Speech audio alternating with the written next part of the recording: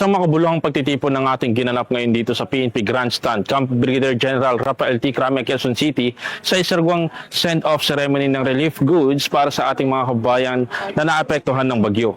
Pinangunahan ni Chief PNP Police General Nicolas D. Torre III ang isinawang send-off ceremony para sa mga relief goods sa PNP Grandstand, Camp Brigadier General Rafael T. Crame, Quezon City. Ang aktibidad ay bahagi ng patuloy na humanitarian efforts ng Philippine National Police para sa mga kababayang naapektuhan sa nagdaang bagyo. Layo nitong tiyaking makarating ang agarang tulong sa mga lugar na labis na nasalanta. Dinaluhan ang seremonya ng mga volunteers, mga kinatawan mula sa Rotary Club at Eagles Club na pangunguna ng kanilang mga pinuno na sina Police Lieutenant General Edgar Alan Cubo, Acting Deputy Chief PNP for Operation at President ng Rotary Club Camp Crame, at Mr. Ronald De Los Santos, President ng Eagles Club. Sama-sama silang nagsanib puwersa sa pagbuo, paghanda at paghahatid ng mga pangunahing pangangailangan gaya ng pagkain, tubig, gamot at iba pang essential goods. Sa kanyang mensahe, binigyan diin ni Police General Torre III ang kahalagahan ng sama-samang pagkilos ng pamahalaan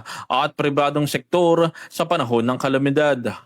Una sa lahat, ulitin ko ang aking pasasalamat at taos-pusong pakikiisa sa Rotary Club of Camp Crame and the Fraternal Order of Eagles, Philippine Eagles Incorporated, para sa inyong mabilis na pagkilos at malasakit na ipinaparating sa ating mga kababayan sa Northern Luzon and Central Luzon, lalo na sa mga lalawigan ng Tarlac, Pangasinan, La Union, Ilocos at Abra, na lubhang naapektuhan ng sunod-sunod na kalamidad dala ng bagyong Krising, Dante at Emong. Maraming salamat for taking charge of the Northern Luzon and the Central Luzon areas. This coming weekend, we are going to the province of Occidental Mindoro to also bring the same relief goods para sa ating mga kababayang nasa lantarin doon, lalong-lalo na sa kapulisan. Let us also take a moment to recognize the special focus on this mission. Dahil isa rin sa ating mga tinitingnan talaga ang ating mga police personnel na stationed in Bolinao and the damaged facilities in La Union, PPO. Bilang ama ng pambansang pulisya, masakit man para sa akin na makita ang ating mga kasamahan na apektado ng kalamidad. Ako'y patuloy na humahanga sa kanilang dedikasyon na maglingkod kahit sa sarili ng pamilya at tahanan ang nangangailangan ng tulong.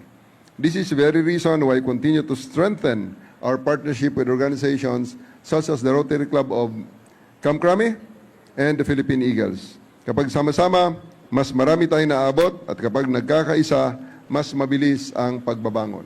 Mula dito sa Camp Brigadier General Rafael T. Crame, Quezon City, ako ang inyong PNN correspondent, Patrolman Joshua Jimenez, alagad ng batas, tagataguyod ng Balitang Pulis.